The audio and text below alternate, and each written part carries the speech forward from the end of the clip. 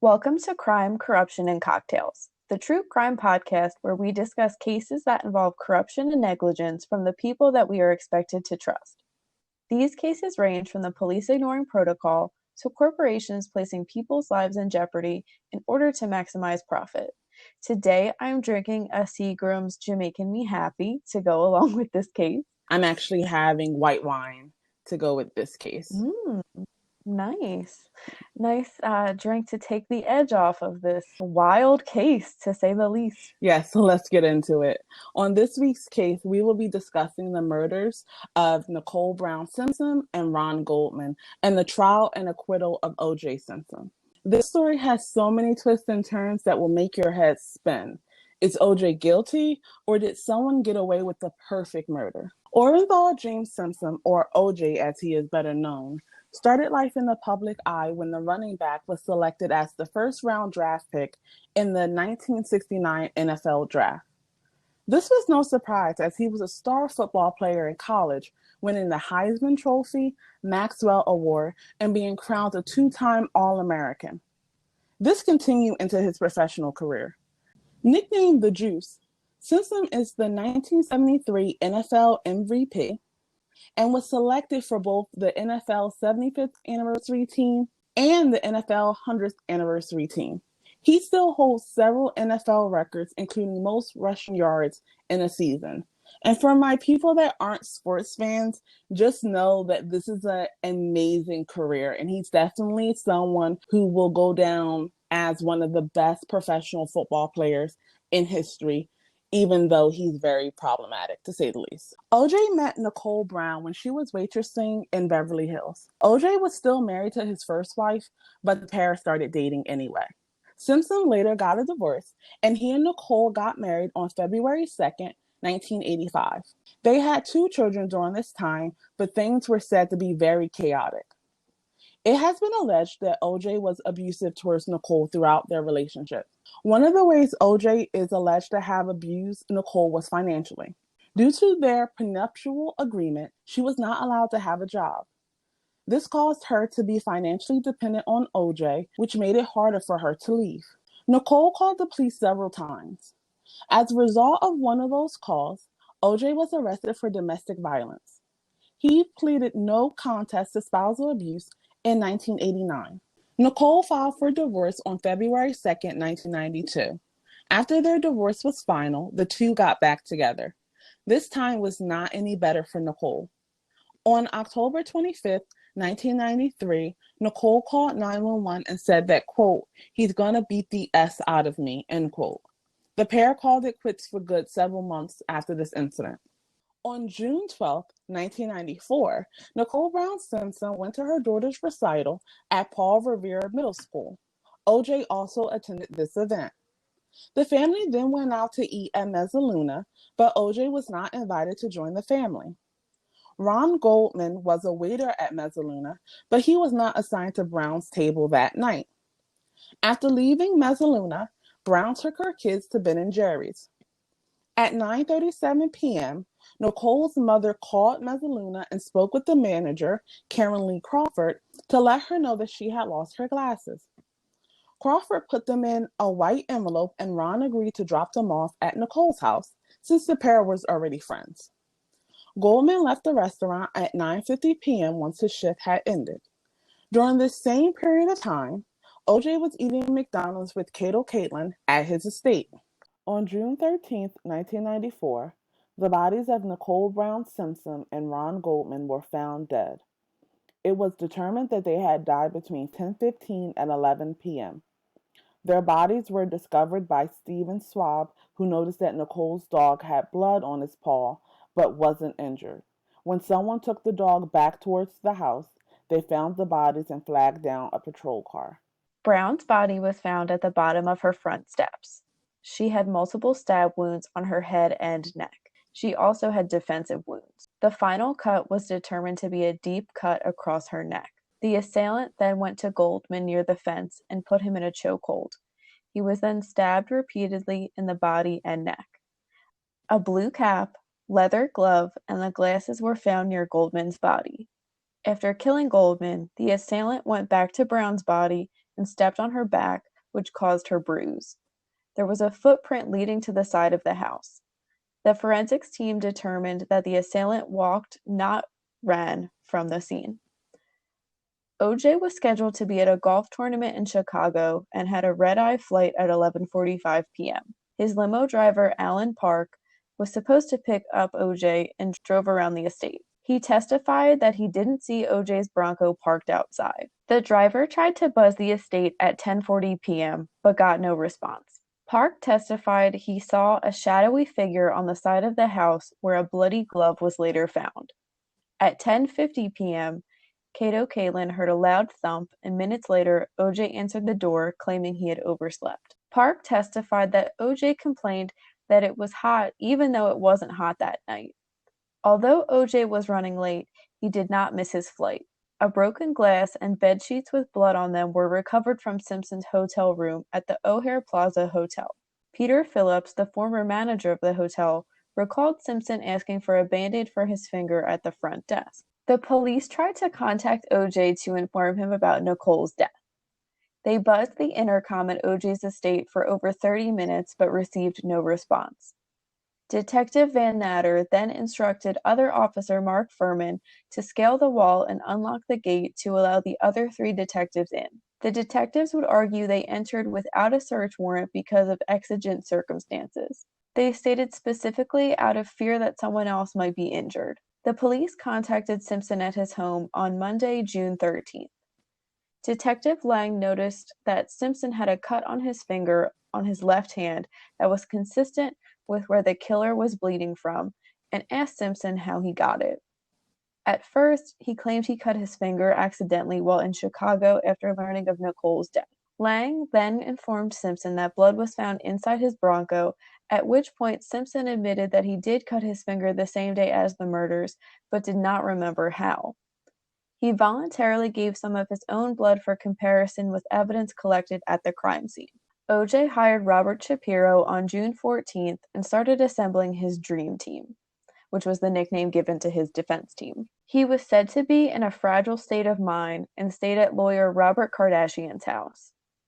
The LAPD notified Shapiro at 8:30 a.m. on Friday that Simpson would have to surrender that day. At 9:30 a.m., Shapiro went to Kardashian's home to tell Simpson that he would have to surrender by 11 a.m. The police then agreed to have OJ surrender at 12 p.m. and thought this would not be an issue because OJ was a celebrity and they didn't believe a celebrity would flee. The press and police waited for OJ, but he did not show up for his perp walk at 12 p.m. At 1:50 p.m., OJ Simpson was declared a fugitive.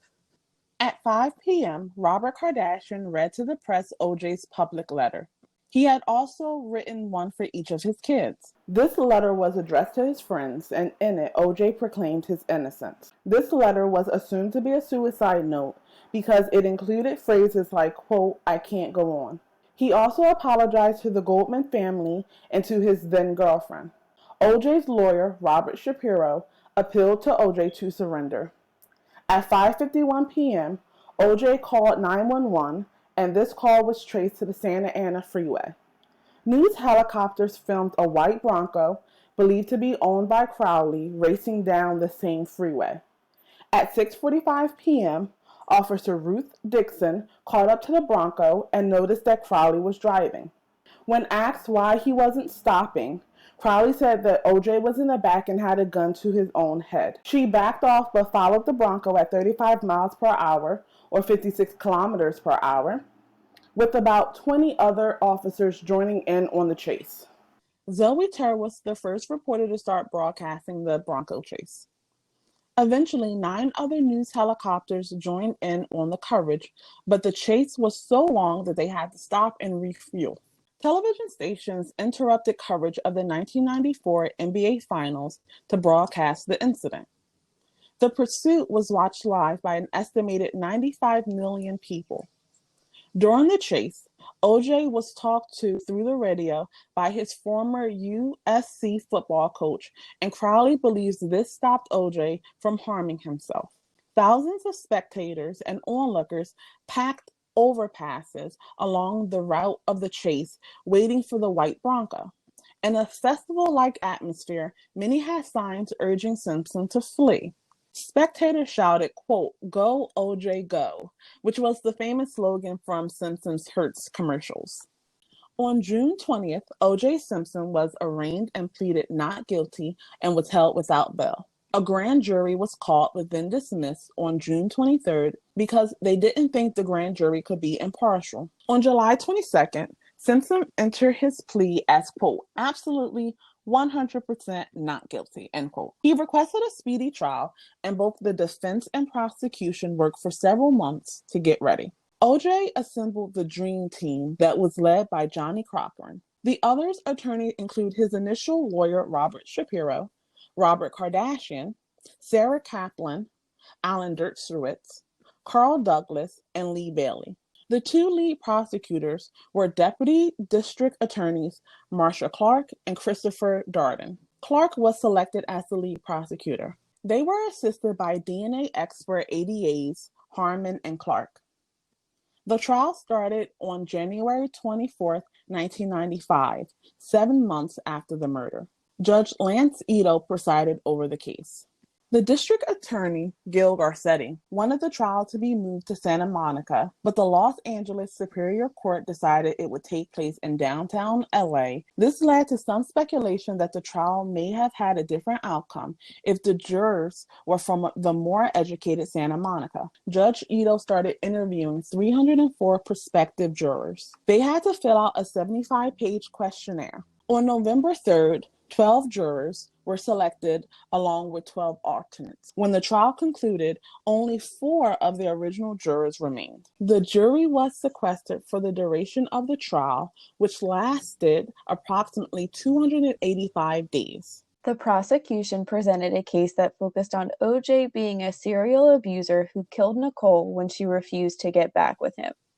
They alleged that Ron Goldman was killed when he entered the yard. Clark said the dance recital caused OJ to be upset with Nicole over a short black dress that she had worn, and that he had broken up with his then-girlfriend in order to reconcile with Nicole. They played Nicole's 911 call that led to OJ's arrest for domestic violence. The prosecution planned to present 62 separate incidents of domestic violence to the jury. However, Marsha Clark made the decision to drop the domestic violence portion and focus solely on the DNA evidence. She thought the DNA evidence was strong enough on its own. The media speculated it was because dismissed juror Jeanette Harris alleged that the jury was divided among race. Harris was dismissed because she didn't disclose she was a victim of domestic violence herself. She then went on to say that the domestic violence case that the prosecution was presenting was, quote, "a whole lot of nothing," end quote. This led to speculation that the jury would not be sympathetic to Nicole's experience of domestic violence. Christopher later confirmed this to be the case. The prosecution decided to pivot toward focusing on the DNA evidence. They had several pieces of DNA and other physical evidence that linked OJ to the crime scene. Some of the most convincing evidence was OJ's DNA next to the bloody footprints near the victims, OJ's DNA in a trail of blood drops leading away from the victims towards the back gate. Ron and Nicole's DNA profile was found outside of the door and inside of OJ's Bronco. Simpson, Goldman, and Brown's DNA was found on a bloody glove outside of OJ's house. OJ and Nicole's DNA was found on a pair of socks in Simpson's bedroom. Fibers from the glove found in Simpson's house matched the fibers from the glove found at the crime scene, which proved that they were a pair. Hair consistent with Goldman was found on Brown, which supported the theory that Brown was killed first and then Goldman. The glove found at OJ's house had hair and clothing fibers that were consistent with Ron and Nicole. The Dream Team presented a case focused around reasonable doubt. They stated that the aforementioned DNA evidence was compromised by the mishandling of criminalists Dennis Fung and Andrea Mazzola. They said that the DNA evidence was contaminated and that the only reason why OJ's DNA was present was because it was planted by the police. They also alleged police fraud.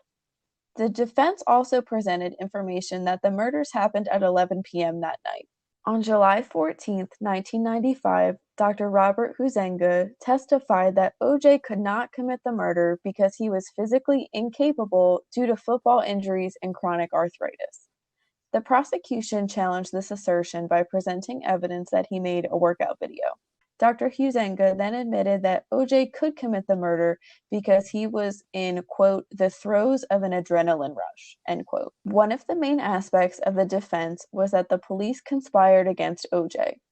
They argued that all of the police's evidence was planted with the express goal of making OJ look as guilty as possible. The defense argued the motive was racism. Furman is on tape repeatedly using the N-word with a hard R over 41 times. These tapes were the cornerstone of the defense's argument that Furman was a racist and that he lacked credibility. This set the prosecution case back, so they decided to call Furman back, but that did not help because he invoked his Fifth Amendment protections against self-incrimination twice. In order to save their case, Darden decided to have OJ try on the glove. Marcia Clark was surprised because they had agreed that they wouldn't do that because the glove could have shrunk due to being frozen and unfrozen several times. The glove also had multiple DNA profiles on it. Simpson struggled to put the glove on, and the prosecution claimed it was due to OJ's use of arthritis medication.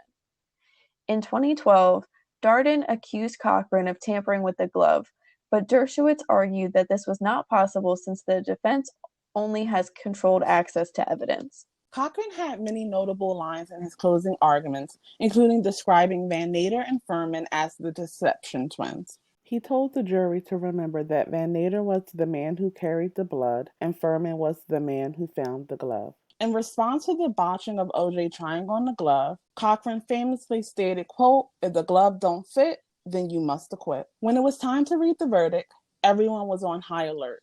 Then President Bill Clinton was briefed on the situation, and all LA police officers were placed on 12-hour shifts. The jury only reviewed the testimony from OJ's limo driver, Alan Park. At 10:07 a.m. on Tuesday, October 3rd, 1995, Orenthal James Simpson was acquitted on both counts of murder. The jury had decided their verdict the day before at 3 p.m., but Judge Ito delayed the verdict. After the verdict was read, juror Lionel Cryer gave Simpson the Black Power salute. Approximately 100 million people worldwide watched or listened to the verdict. The reactions to the verdict were split among racial lines. Blacks tended to believe OJ was innocent, and whites tended to believe that OJ was guilty. More recent surveys have shown a change, with 83% of white Americans still believing that OJ is guilty and 57% of blacks agreeing. No matter how anyone feels, double jeopardy is in play, which means OJ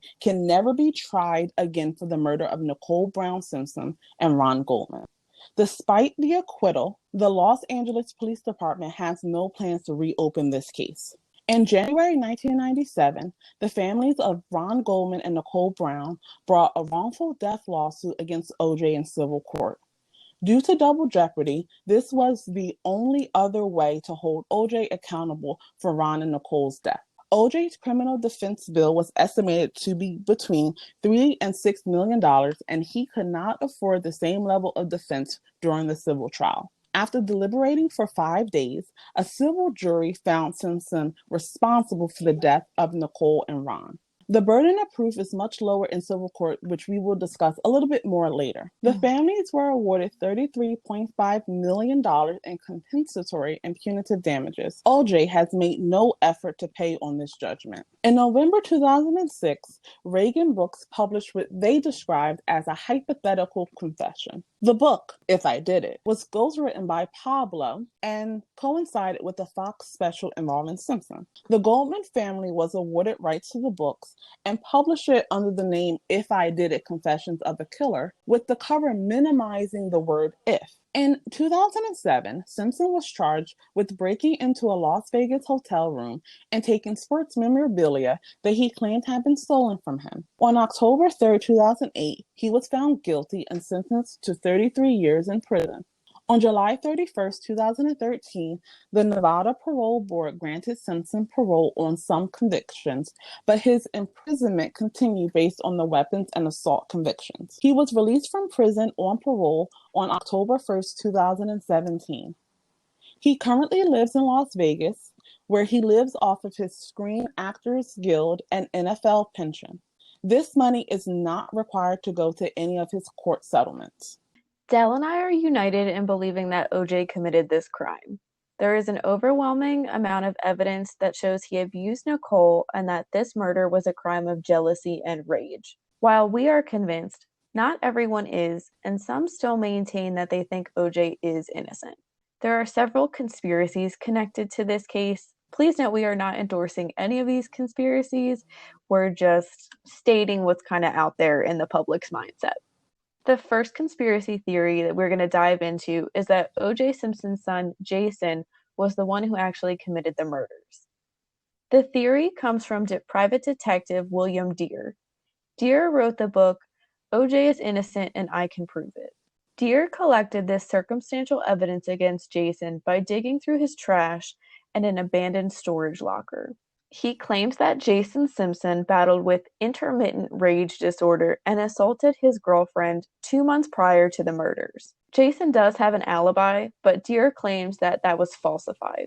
Another theory is that OJ has CTE and he unknowingly committed the murder. Chronic traumatic encephalopathy is a brain injury that is commonly found in NFL players and other professional sports players.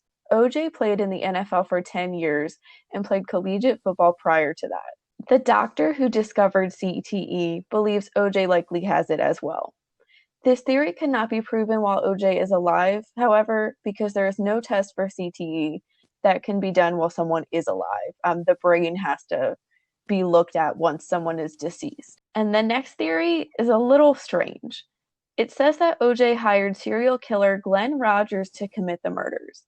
Rogers' brother also claims in his book that his brother admitted to killing Nicole and Ron. It's a really wild theory. I actually had not even heard of it until we were doing research on the case. Those conspiracies tried to pin the murder on someone else, but this one took a different approach. There's a theory out there that Ron Goldman and Nicole Brown Simpson were in a romantic relationship. OJ, despite dating other women, believed that he and Nicole were going to get back together. Nicole allegedly moving on with Ron angered OJ, and that's why he stabbed Nicole 12 times and stabbed Ron 25 times. The trials of OJ Simpson brought up the question of civil liability versus criminal liability. Criminal courts have the standard of beyond a reasonable doubt. The jury in OJ's criminal trial felt that the prosecution did not meet this burden of proof and found OJ not guilty. The burden of proof in civil court is the lower standard of determining whether there is a preponderance of evidence. This is the burden of proof that the jury in the civil case evaluated OJ on, and they found him liable. Notice that I used the word liable instead of guilty because someone cannot be found guilty in civil court. There are a few other differences between criminal liability and civil liability. Defendants in civil court don't go to jail. Civil courts don't need a unanimous jury decision. In the charge of a wrongful death in civil court, it only needs to require proof that the defendant's intentional and unlawful conduct resulted in the victim's death. And one other thing to note is that in a criminal trial, the plaintiff is the prosecution or the state. And in a civil trial, the plaintiff is usually the person that was harmed by whatever tort action that happened. So the plaintiffs in the case of OJ's civil suit was the Goldman and Brown family. The police never seriously investigated any other suspects for the murder of Nicole and Ron. And someone who professes OJ's innocence probably believes that there was a rush to judgment and that bias clouded the police investigation. I can kind of understand that. In the Julius Jones case, we talked about police getting tunnel vision and just zoning in on one person and how that's really not helpful. I do think that there is a lot of evidence that they found against OJ or showing that he could have been a killer. But at the same time, Nicole and OJ were kind of wealthy, well-known people. Maybe someone else could have had it out for them. It's something that the police should investigate or look into. And that's so true. When you brought up the fame and wealth of OJ and Nicole, And as a major celebrity figure, questions did arise about whether OJ was found not guilty because the jury believed in his innocence, or if it was his status and fame that clouded their judgment, and allegedly the judgment of the presiding judge. OJ was a beloved football player and he had done some acting work and sports analysis too. So even after he was done playing football, he really stayed in the public eye. OJ had been a public personality most of his life, and he knew how to interact with the public and get them on his side. And we've said it before, but celebrities seem to be treated differently in the court of law. And again, that's part of because we want to believe the best of people we admire, the people we watch on TV, whether they're acting, playing a sport, anything like that. We want to see them as good people. We don't want to then feel bad and think, oh, this person I really like and follow is a crazed, violent killer. And like we've said before, the wealthy have access to better quality attorneys and they can get things done like forensic testing. And we saw with OJ's dream team, he had the cream of the crop really helping him out. It should be noted that OJ avoided jail time after a 911 domestic violence call by Nicole. And LAPD officer and friend of OJ, Ron Shipp, said, quote, OJ Simpson that night definitely got preferential treatment. Had that been anybody else, you or me, they'd have gone to jail. OJ's fame helped capture the world's attention and transform this case into a media circus. It's often referred to as the trial of the century. It's a case that divided the country, but at the same time, no one could look away. And it really became a cultural milestone.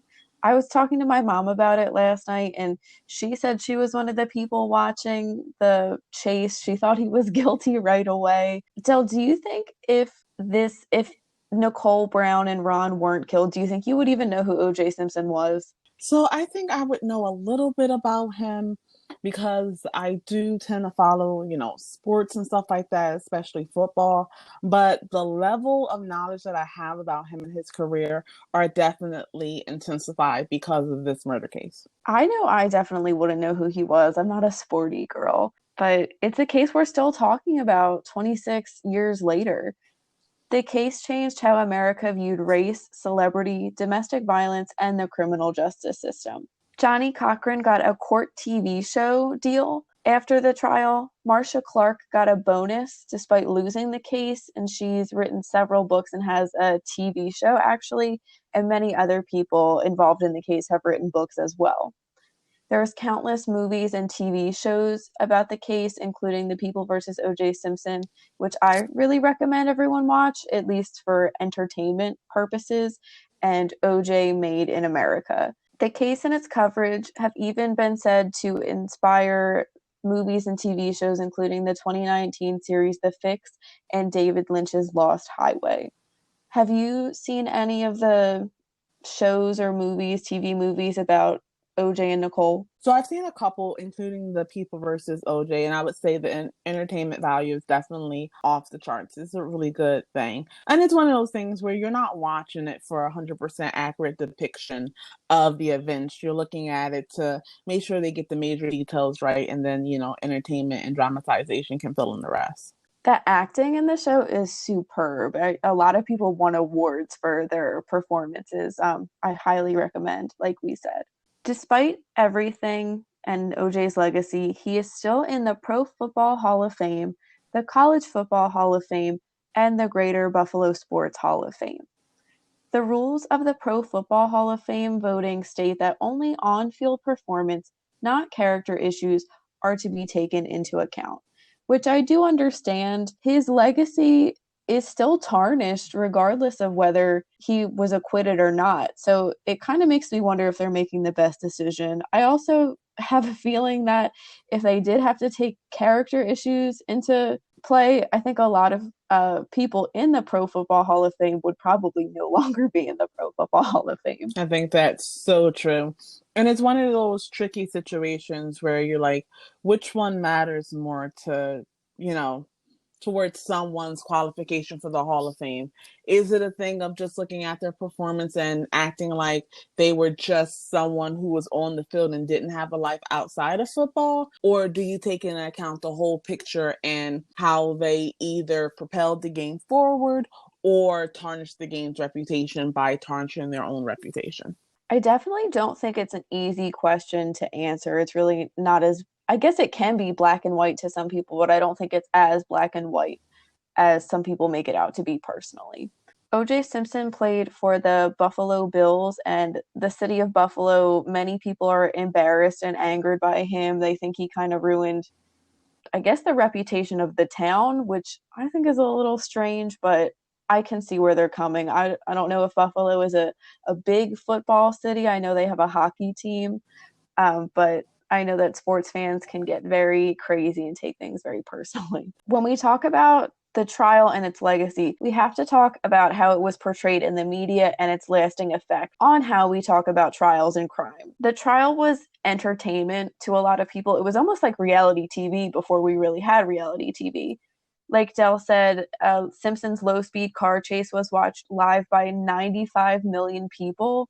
That's crazy. Who, I don't know, TV shows don't get, news like that. I'm sure that like presidential addresses don't either. And speaking of presidential addresses, the outcome of the civil trial for OJ almost upstaged the president's State of the Union address. They happened on the same night. Crowds surrounded the courthouse at both the criminal and the civil trials. And it's said that the media had a let's get it first instead of let's get it right mindset. The prosecution, defense team, and judge became household names, and they were pretty much all highly criticized by the media in the process. Christopher Darden was called a race traitor for serving on the prosecution.